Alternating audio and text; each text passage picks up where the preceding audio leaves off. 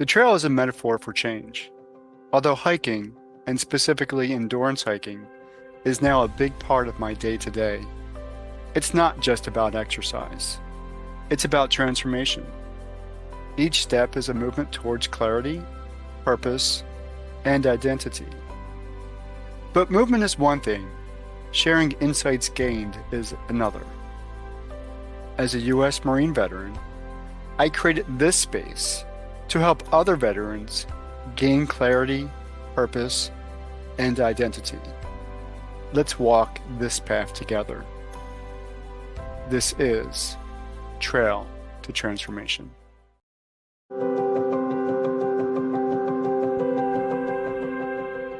Most people aren't broken, they're just dysregulated.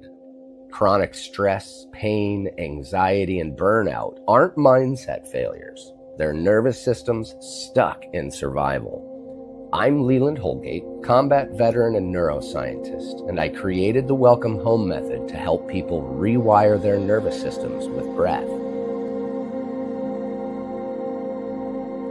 To go deeper, visit thewillfulwarrior.com.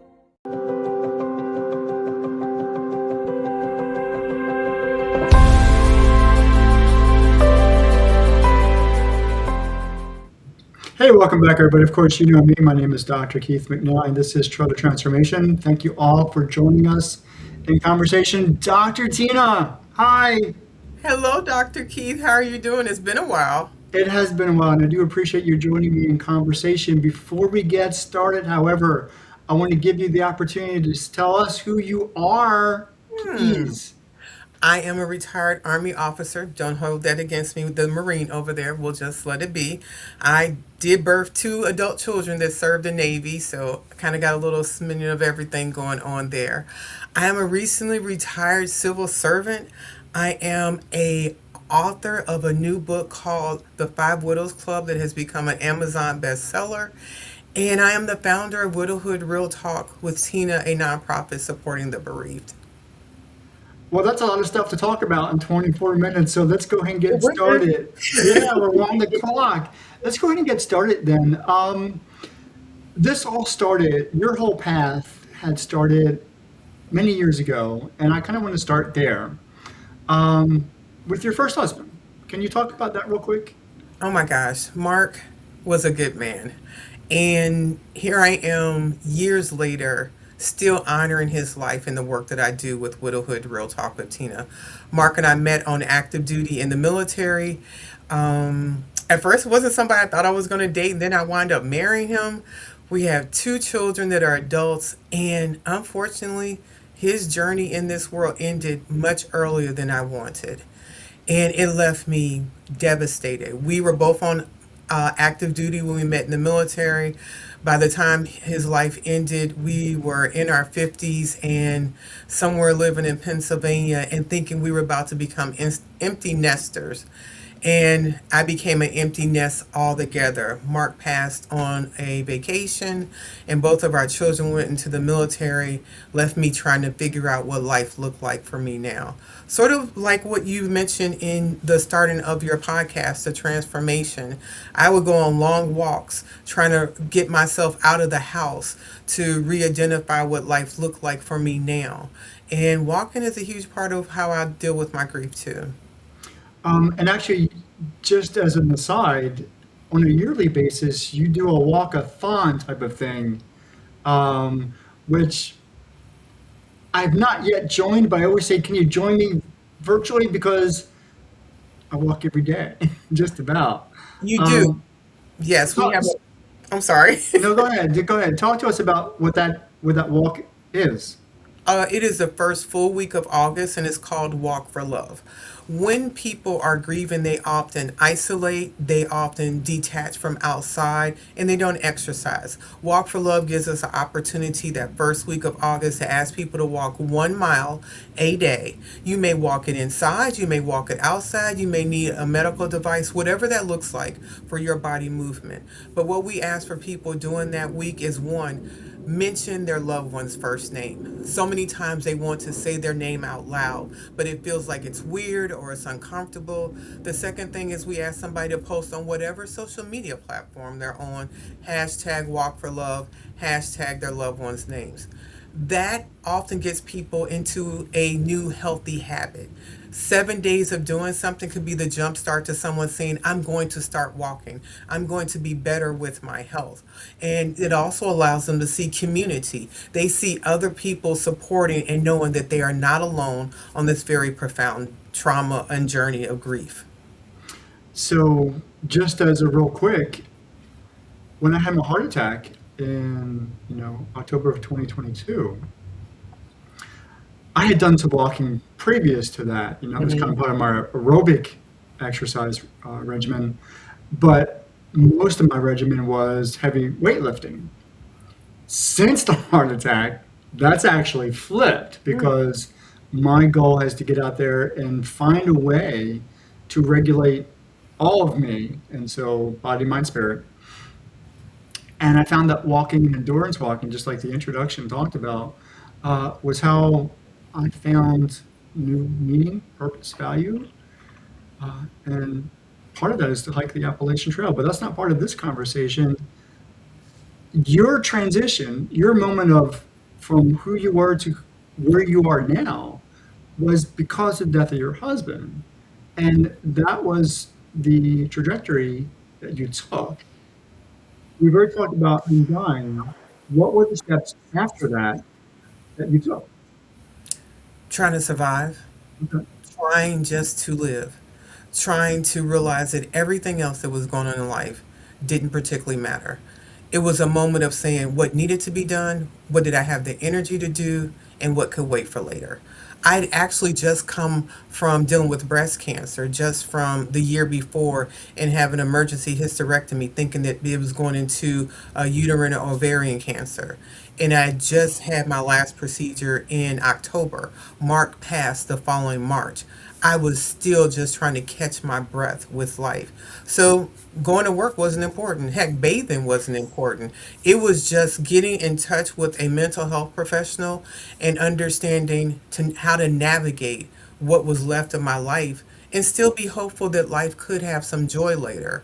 And allowing friends and family to support me and to know that I no longer had my husband and how I felt was valid and not to rush myself in this grief process and allow me to feel how I was feeling.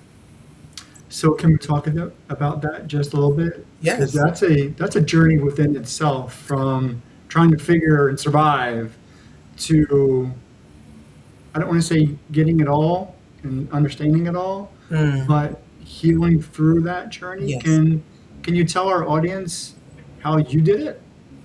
It was a combination of several different things. And I'm glad you said how I did it because these conversations allow people to hear what someone else did and determine what worked best for them. It was not just one thing. It was a combination of telling my close friends at work that when I'm spiraling, come get me or I'm going to come for you and we're going to go for a walk because the walls are closing in on me. The other thing came with letting my family and friends know this is hard and I need you. That they were understanding to allow me to share the same story over and over and over again and never say, you told me that last week. It was the idea knowing that I spent a lot of time learning how to be a soldier. I spent a lot of time with education. I now needed to spend that same amount of time understanding what it meant to be Mark's widow. That put me in a place of reading a lot of different books. I wasn't ready to say goodbye from Dr. Pamela Blair, Grief in the Body, Grief on the Brain, any book that I could get, the Grief Discovery Handbook, that would give me some insight to how I would feel as a grieving person, a grieving wife. And those things let me know that the pain I was experiencing is natural. The pain that I was experiencing is real. It's not something made up in my mind. That didn't make it go away, but it put me in a place of understanding. And understanding gave me power to feel like I had a better concept of what I was enduring. And also, more importantly, my faith in God, my relationship with God, and being able to guide me and direct me, and to trust God that we all have an endpoint in this world. And that was Mark's endpoint. and to be able to understand what would life look like for me later was just me learning how to live and understand that my journey still continued. Listening to you now and the conversations that we've had over the past year or so, um, time is involved. Many people want the pain to stop. This it's overwhelming or whatever that is. They simply want it to stop. They want to stop crying. They want to stop feeling empty. But that's not the case, and it definitely wasn't the case for you. Can you talk about how time affects the healing, the journey? That's a good question because oftentimes people will be told time heals all wounds. Just give it a little bit of time, you'll feel better. I don't agree with that concept because if you do nothing during 2, 3 years, you'll find yourself right where you were in the beginning. It is not the elapsing of time that makes this change, it's what you do during that time. Case in point, if my finger was severed and I didn't do anything about it and I just said in time my finger was going to get better, people, right, you go like, that makes no sense. Like, that's going to get infected. It's going to have all these different, you just, ugh. The profound trauma in our brain, unfortunately, is not something that's outwardly seen. So we diminish the impact of what we're going through. But if you read a book called Grieving the Brain, you'll see that the profound trauma that you're experiencing is more devastating than this finger being severed. And our choice not to do something about it will leave us devastating. So if you maybe you got fired, maybe you have a health challenge. Grief is not always just surrounded around the death of a loved one.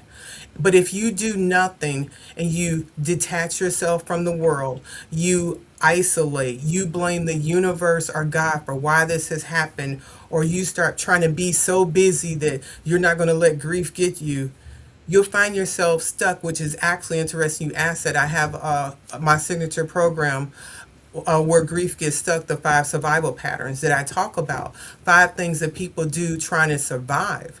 But once it's reached its goal of what it's done for you, and you've done it too long, now it's making you stuck. Case in point, when my husband passed, I retreated into my home.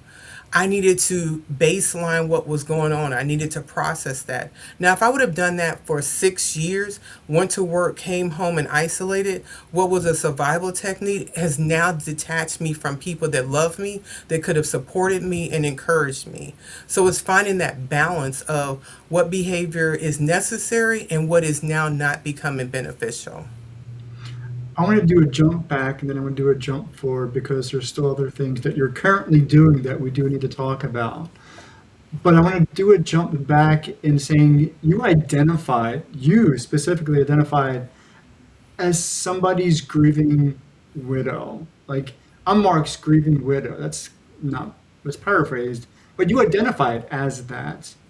How important, and you talk about it even in your LinkedIn content and your other content, that you're still this widow.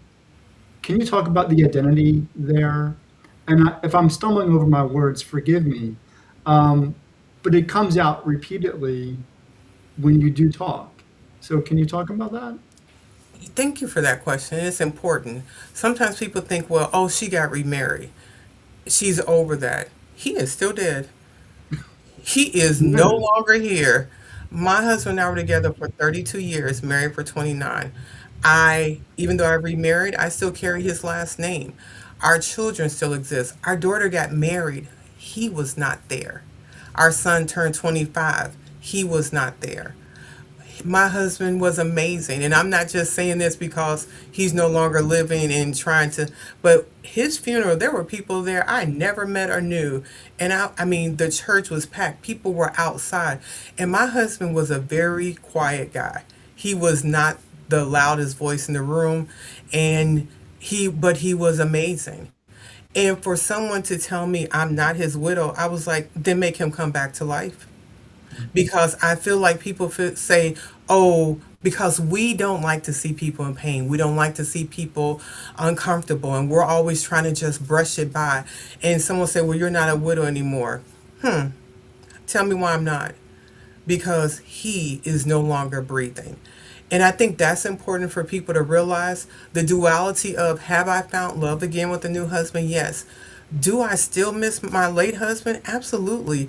His birthday, our wedding anniversary, things that happen with our children.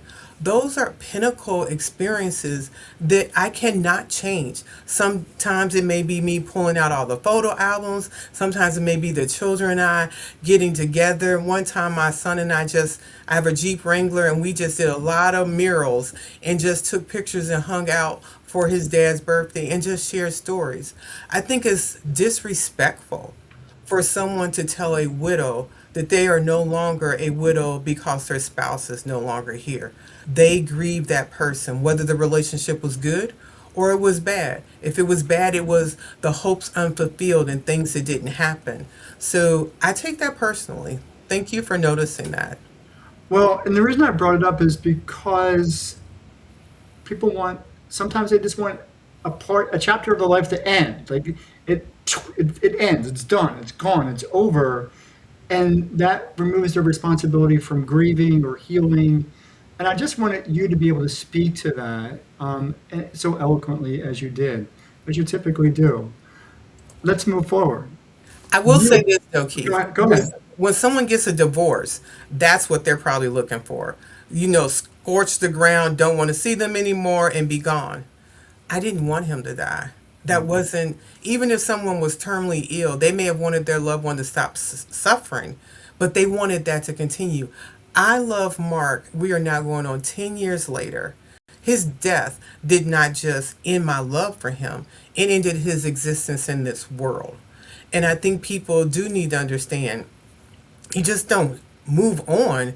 Like 32 years my life with him, I'm going to say his name, get uncomfortable and comfortable with that, because his life still matters to me. And you say his name a lot. So I do. you do. What are you doing now? Speaking of all the things that you do, you have a podcast. You've just written a book, which I'm going to be at a book signing tomorrow. Yes. But I don't want to confuse anybody we're recording this on Monday and it'll air well past the book signing.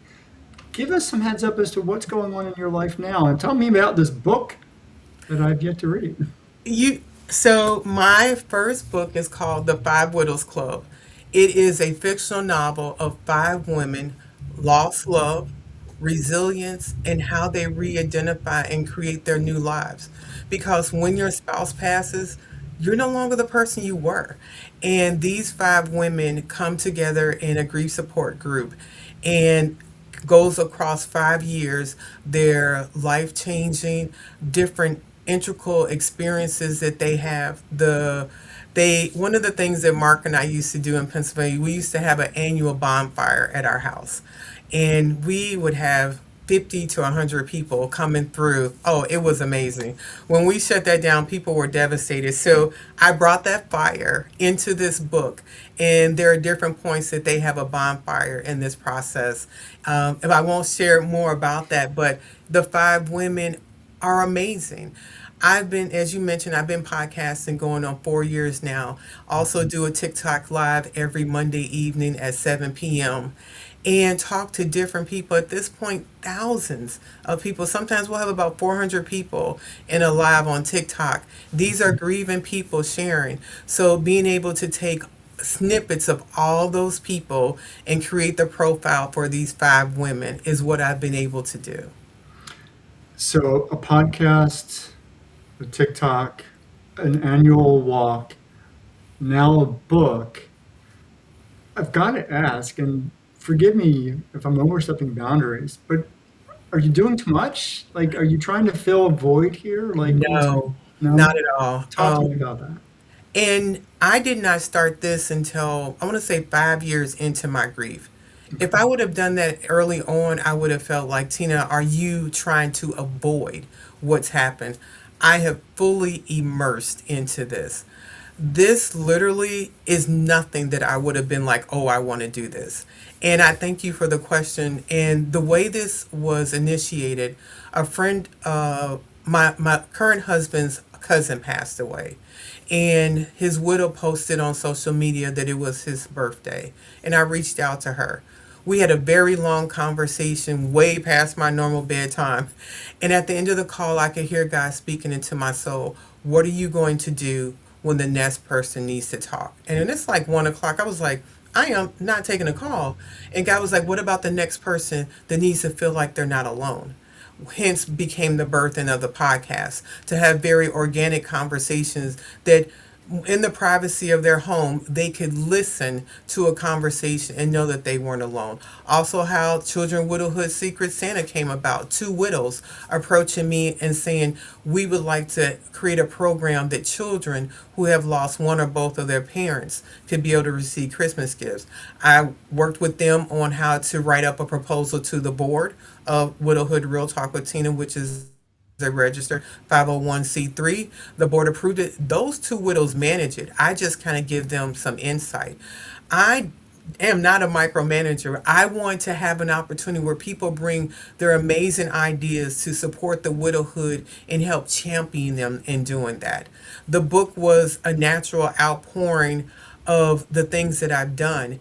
And literally today, I am about to box up 15 books for a widows retreat in Oregon that ordered books for their retreat, providing them book club guide conversations. We have a one sheet version and then an expanded version, and sending that out to them. The book signing that I had yesterday, so many people coming up and sharing that they're widows and they had not seen a book like this, and to be able to identify. So no, because I retired from my full-time job. I take naps in the afternoon like nobody's business, and learning just how to relax and enjoy my life. As we close up this conversation, a lot of the current conversation has been about helping, I'm assuming, women deal with grief. What about men? How do men, and we've only got about 2 minutes, but can you speak real quickly about I how can. you help men deal with grief? Actually, on my TikTok live last week, we had a men's only panel discussing mental health and grief for men. We also have a men's only grief support group that meets the second Thursday of every month, that is hosted by Mr. James Price, who is a widower. And you can find that information under events on our website. So thank you for bringing that up, because men do get lost in that process. And men need spaces where women are not there, so they can have the freedom to be transparent, to not have to have this exterior rough that I'm, and be able to just be what they are. And so we created spaces for them. Thank you for mentioning that. Well, what's the key when men come to these groups and talk to you? What's the primary issue, if there is one, that they're dealing with? And I ask that because we do have men that actually watch and listen to this conversation or these conversations on Treasure Transformation, and I want to give them a space. If it's only to contact you, what connect with them? How do they open up? On the men's panel that we had last week, there were 8 men, and one of the primary things that they spoke about, two things. One, that when they become transparent and vulnerable, that someone used that against them and it caused them to shut down and not want to share. And I think people need to understand that men, they have feelings just like women. But the second thing is that they have been trained or taught their entire life that they're not supposed to share those feelings. So then when they do become vulnerable, the person is shocked that supposedly wanted to see all these feelings, and then they don't respond in a positive way. So the idea of now having to retrain or change the thoughts that they were taught from a little boy, and telling them that, you scuff yourself, get up, don't cry, that's being a weak, and all these other things that you've been told for 20, 30, 40, 50 years. And now you experience profound trauma, and all these emotions are rising up, but you've been told something else, and you're struggling internally on how to process this versus what these things you've been taught properly. Dr. Tina, thank you so much for this conversation and for everything that you're doing. And even though it's not going to be, I'm going to see you at the book signing. For everybody else, I'll see you on the trail. Take care. Bye. Thank you for watching Trail to Transformation TV. To support these conversations or to support the foundation, I would ask that you go to givebutter.com/T3missionorg. That's the letter T, the number 3, MISSIONORG. Or go directly to our website at t3mission.org and click the donate button. Or just scan the QR code as you see it on the screen. And as always, I will see you on the trail.